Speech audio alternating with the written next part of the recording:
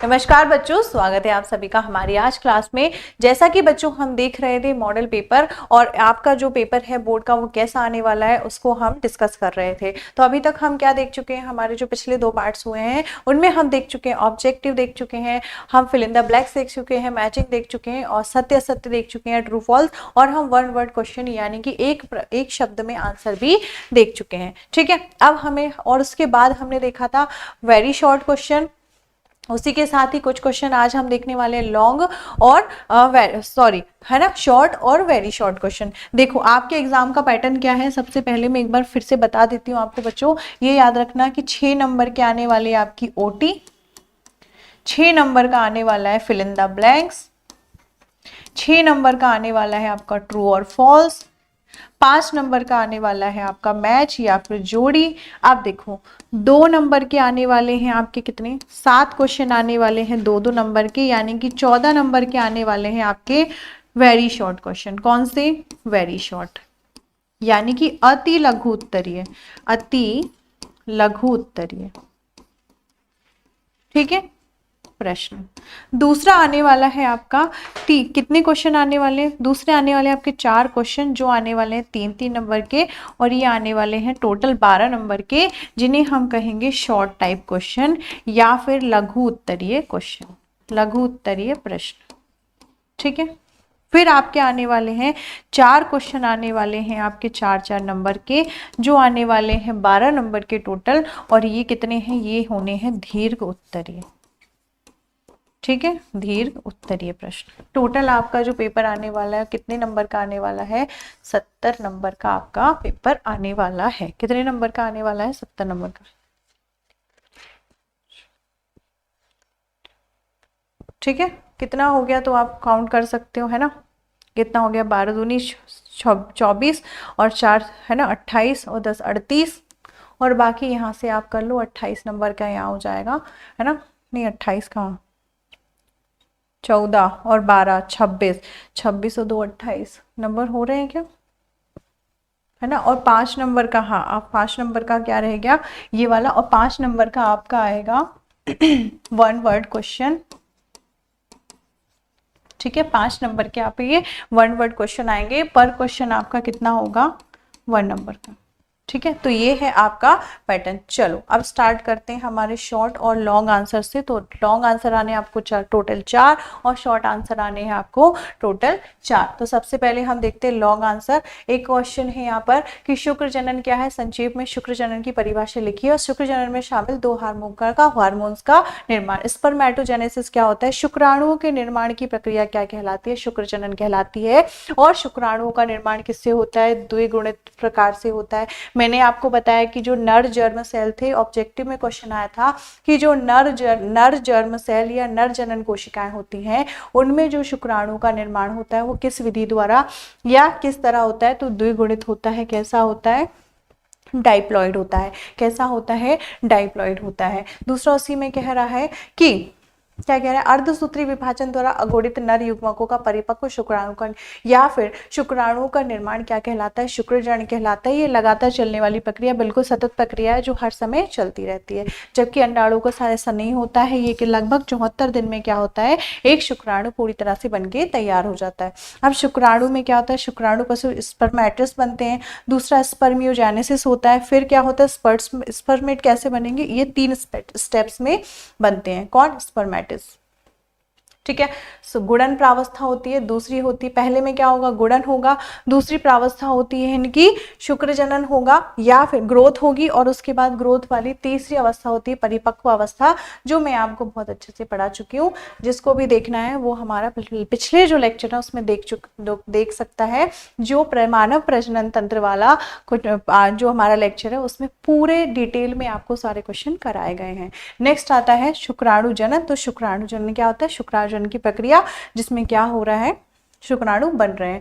Next, शुक्र जनन की प्रक्रिया के नियमन में शामिल हार्मोन्स के नाम तो कौन कौन से होते हैं? गोनेडोट्रोपिन रिलीजिंग हार्मोन या GRH hormone, luteinizing hormone LH hormone, follicle stimulating hormone या फिर इसे कहते हैं एफएसएच हार्मोन, और एंड्रोजन और इनहिबिन। ठीक है, ये 5 हार्मोन्स क्या होते हैं?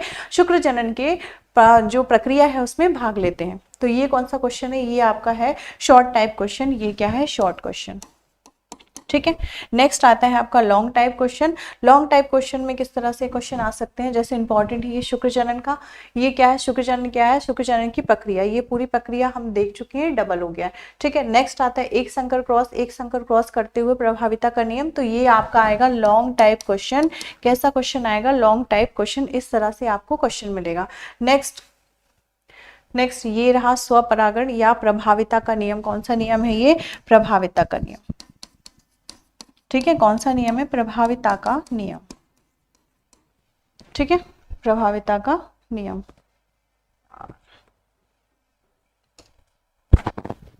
क्लास में,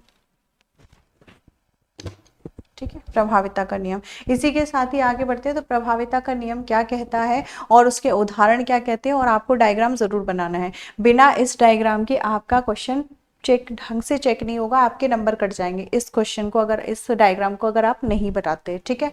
ये कंपलसरी है आपको बनाना इस क्वेश्चन में। नेक्स्ट आता है ये गुणसूत्र और जीन वाला, ये वेरी शॉर्ट क्वेश्चन और शॉर्ट क्वेश्चन में आ सकता है। और ये आपका जो प्रश्न है ये है कि जो पक्षी हैं, पक्षियों में परागण कैसे होता है। नेक्स्ट क्वेश्चन ऑर्किड वाला जो हम शॉर्ट में पढ़ चुके हैं, गॉस जो स्पर्धी बहिष्कार है ये भी हम शॉर्ट में पढ़ चुके हैं। नेक्स्ट आता है लघु बीजाणुधानी और गुरु बीजाणुधानी में अंतर, या फिर और एक अंतर आता है गुरु बीजाणु जनन और लघु बीजाणु जनन। देखिए बच्चों, आपको 2 से 3 अंतर पेपर में जरूर मिलेंगे, चाहे वो शॉर्ट में हो, चाहे लॉन्ग में हो, या वेरी शॉर्ट में हो, आपको 2 या 3 अंतर जरूर मिलेंगे। इसलिए आपके चैप्टर्स में जो जो अंतर है उनको अच्छे से पढ़ लीजिएगा, क्योंकि कोई ना कोई अंतर आपको एग्जाम में जरूर देखने को मिलेगा, ठीक है। तो लघु बीजाणु जनन क्या होता है, गुरु बीजाणु जनन क्या होता है, मैं आपको बता चुकी हूँ। लघु बीजाणु जनन क्या होगा, जब जो परागकण है उनका निर्माण कहाँ होगा, गुरु बीजाणु जो बीजाणुधानी है उसी में होगा, तब क्या होता है, इसे कहते हैं लघु बीजाणु जनन। और गुरु बीजाणु जनन जब बीजाणु का निर्माण कहाँ हो रहा होगा, ये अंडाशय या ओवरी में हो रहा होगा, यानी कि पुष्प का कौन सा भाग, मादा वाला भाग हो, उसमें यदि जो परागकण है उनका निर्माण होगा, या फिर हम कहें बीजाणु का निर्माण, बीजांड का निर्माण, तब इसे हम कहेंगे गुरु बीजाणु जनन, ठीक है।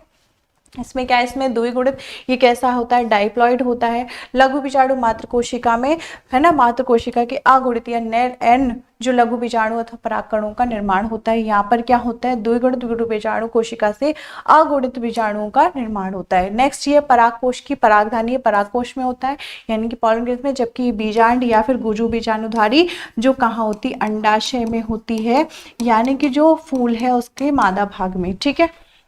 नेक्स्ट होता है लघु बीजाणुधानियों में अनेक लघु बीजाणु मात्र कोशिकाएं होती हैं, जबकि यहाँ क्या होती है, एकल मात्र कोशिका होती है, और वो कहाँ होती है, ओवरी में, ठीक है। नेक्स्ट लघु बीजाणु मात्र कोशिकाओं से 4 बीजाणु बनते हैं, एक मात्र कोशिका से 4 बीजाणु बनते हैं, जिन्हें क्या कहा जाता है, चतुष्कीय, है ना, चतुष्क, या फिर हम कहते हैं जैसे जब हम पॉलन से देखते हैं, जब क्या देखते हैं हम, है ना, पराग कोश की संरचना देखते हैं, तो इस तरह से 4 लोब में मिलते हैं, तो इसे ही कहा जाता है चतुष्क, ठीक है। यह केवल यहाँ क्या कह रहा है, गुरु बीजाणु मात्र कोशिका से बने 4 गुरु बीजाणु प्राय रेखिक चतुष्क में व्यवस्थित होते हैं। कैसे, रेखिक चतुष्क में, जबकि ये किस डायरेक्शन में, ये किस दिशा में, ये ऐसे है।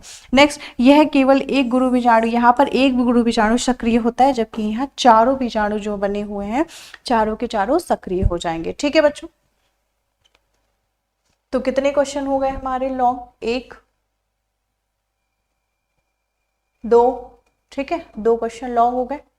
नेक्स्ट देखो, मनुष्य के शरीर में किस अवस्था में तथा किस प्रकार प्लाज्मोडियम प्रवेश करता है, या जो प्लाज्मोडियम, यहाँ सीधा सा क्वेश्चन है कि प्लाज्मोडियम परजीवी के जीवन चक्र के बारे में आप बताइए, कौन सा जो प्लाज्मोडियम परजीवी किसके लिए रिस्पॉन्सिबल है, मलेरिया के लिए, है ना, ये क्या है, मलेरिया का लार्वा है जो मच्छर के द्वारा फैलता है, ठीक है। तो इसका पूरा लाइफ साइकिल बताना है, इसका पूरा लाइफ साइकिल है ये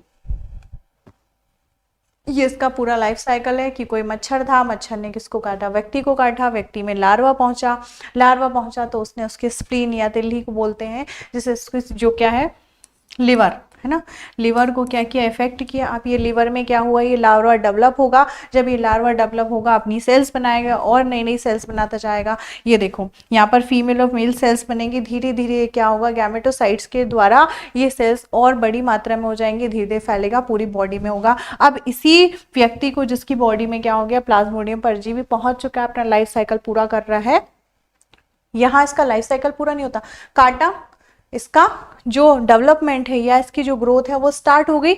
अब इसकी धीरे धीरे वृद्धि होने लगी है, शरीर में फैल गया। अब कोई मच्छर आएगा, ठीक है, अब कोई दूसरा मच्छर आया, स्वस्थ मच्छर जिसके पास परजीवी नहीं है और उसने संक्रमित व्यक्ति को काटा, तब ये जो परजीवी है, ये जो प्लाज्मोडियम परजीवी है, ये मच्छर के शरीर में प्रवेश कर जाएगा। इसकी जो सलाइवरी ग्लैंड्स होती है, लार ग्रंथियां, उनमें प्रवेश कर जाएगा। अब इसके शरीर में क्या होगा, ये मच्छर विकसित होगा या विकास करेगा। मॉस्किटो क्या हो जाता है, इसका होस्ट हो जाता है, या इसको कहते हैं हम वाहक। क्या कहते हैं, जो मच्छर होता है इसका वाहक होता है, और जो मनुष्यों में क्या होता है, इसकी ये बीमारी फैलती है। तो अब क्या हुआ, इस मच्छर ने काटा इस व्यक्ति को। अब जो मच्छर की सलाइवरी ग्लैंड्स होती है, देखो मच्छर की जो सलाइवरी ग्लैंड्स होगी उनमें क्या होने लगे, ये प्लाज्मोडियम और जल्दी से जल्दी ग्रो करने लगा। फिर कोई मच्छर क्या करेगा, किसी स्वस्थ व्यक्ति को काटेगा, और इस तरह से इसका ये पूरा लाइफ साइकिल चलता रहेगा। तो ये है प्लाज्मोडियम परजीवी का लाइफ साइकिल या फिर जीवन चक्र। ठीक बच्चों, चलो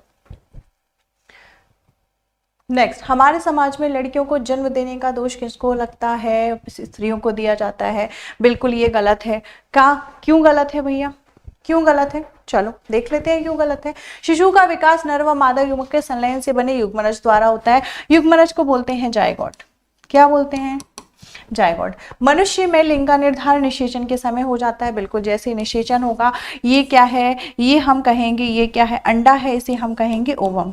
ठीक है, अब ओवम में आए बहुत सारे स्पर्म आए, है ना, बहुत सारे स्पर्म आए, और स्पर्म क्या करेंगे, इस अंडे को क्या करेंगे, निषेचित करने। अब इन स्पर्म्स में से यदि एक्स निकला, एक्स क्रोमोसोम ने इसको फर्टिलाइज किया, तब बनेगी लड़की, और वाई क्रोमोसोम ने जब इसको फर्टिलाइज किया तो लड़का। दोनों में से एक। तो निषेचन के समय ही डिसाइड हो जाता है कि लिंग क्या होगा बच्चे का जेंडर क्या होगा, वो फीमेल होगा या मेल होगा। ठीक है, तो इसी के साथ ही रिस्पॉन्सिबल कौन होता है, मेल होता है, क्योंकि मेल के पास XY गुणसूत्र होते हैं, और XY क्रोमोसोम को ही बोला जाता है एलोसोम। जो एलोसोम होते हैं इन्हें कहा जाता है लिंग गुणसूत्र। और ये तो सिर्फ मेल के पास होते हैं, फीमेल के पास तो XX होता है। तो रिस्पॉन्सिबल कौन हुआ, मेल हुआ। लेकिन हमारे समाज में किसको, लड़कियों को दोष दिया जाता है कि इसको लड़कियां हो रही हैं, इसको लड़के हो रहे हैं, लेकिन ऐसा नहीं है। रिस्पॉन्सिबल कौन है, मेल रिस्पॉन्सिबल है। ठीक है, तो ये कहना बिल्कुल गलत है, क्योंकि मेल के पास क्या होते हैं 23 + XY, और फीमेल्स के पास क्या होते हैं 23 + XX, तो 22 + XX। ठीक है, तो रिस्पॉन्सिबल कौन हुआ, मेल रिस्पॉन्सिबल हुआ। नेक्स्ट, ठीक है, ये देखो मैन वुमेन। ठीक, पीसीआर क्या है, पीसीआर एक टेक्निक है, पॉलीमरेज चेन रिएक्शन। क्या होती है पॉलीमरेज चेन रिएक्शन, वह प्रक्रिया जिसके द्वारा वांछित डीएनए खंड की पर्याप्त मात्रा प्राप्त की जाती है। जैसे हमने कहा कि ये जो डीएनए है, डीएनए का कोई खंड क्या हो गया है, बीमार हो गया है, डीएनए के किसी भाग में क्या है, किसी प्रकार की समस्या है, तब क्या किया जाएगा, इस टेक्निक के द्वारा डीएनए को कट कर दिया जाएगा और स्वस्थ डीएनए का पार्ट लगा दिया जाएगा। जैसे हम डीएनए चाहते हैं, जिस मात्रा में चाहते हैं, जिस प्रकार का चाहते हैं, वैसा डीएनए हम ग्रो कर सकते हैं। तो ये जो टेक्निक है इसे कहा जाता है पीसीआर या पॉलीमरेज चेन रिएक्शन। तो ये इसके सिद्धांत है कि कैसे कैसे ये होती है। इस विधि में निम्न पद होते हैं। ठीक है, और इसका महत्व कि क्या है, किसी भी डीएनए खंड की मात्रा के आवर्धन में उसके अनेक प्राप्तियां प्राप्त करने में पीसीआर आवश्यक है। जीनोम के अध्ययन में, नेक्स्ट फिंगरप्रिंटिंग में, और क्या है जीनोम में बहुरूपता के अध्ययन में भी पीसीआर जो टेक्निक है वो उपयोगी है। ठीक है, नेक्स्ट संक्षेप में बताइए प्रतिबंधन एंजाइम क्या होते हैं। प्रतिबंधन एंजाइम से मतलब है सीधा सीधा न्यूक्लियस एंजाइम। न्यूक्लियस एंजाइम जिसे कहते हैं प्रतिबंधन एंजाइम, और ये दो प्रकार के होते हैं, एंडो और एक्सो, मैं आपको बता चुकी हूँ। दूसरा यहाँ पूछा है डीएनए क्या होता है। डीएनए होता है डीऑक्सीराइबोन्यूक्लिक एसिड। ये एक आनुवांशिक पदार्थ है, आनुवांशिक मटेरियल है जो द्विकुंडलित होता है ना, जिसमें एडिनोसिन, गायनिन, थाइसिन, एडिनोसिन, ग्वानिन, थाइमिन और साइटोसिन जो है क्षार पाए जाते हैं, और ये कैसे होते हैं, नाइट्रोजनी क्षार होते हैं। ठीक है, तो ये प्रकार, ये क्या है, ये पूरा पीसीआर है।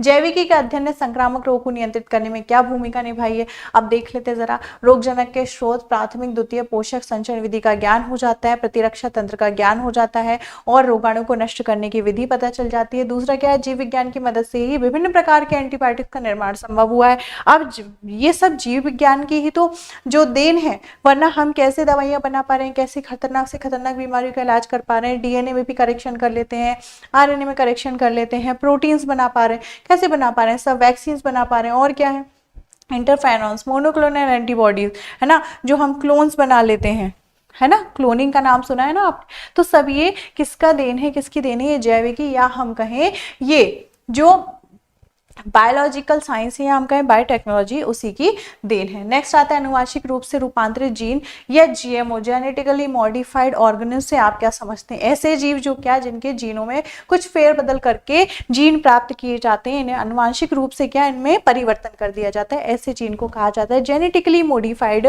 ऑर्गेनिज्म या फिर जीव। ठीक है, अगर इनमें कोई विजातीय जीन समाविष्ट कर दिया गया हो तब ऐसे जीव जीएमओ परजीवी जीव कहलाते हैं।